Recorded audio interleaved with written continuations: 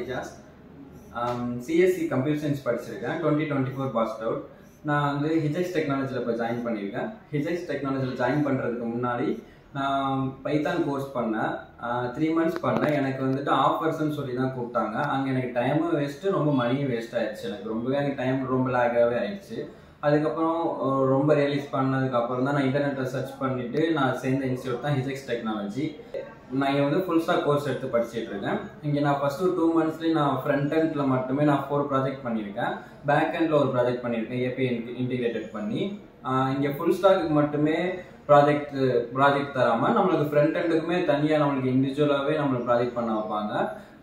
இங்கே உங்களுக்கு அட்வான்டேஜ் என்னென்னா ஒரு பேசிக் 5 ஸ்டூடெண்ட் மட்டும்தான் அலோகேட் பண்ணுவாங்க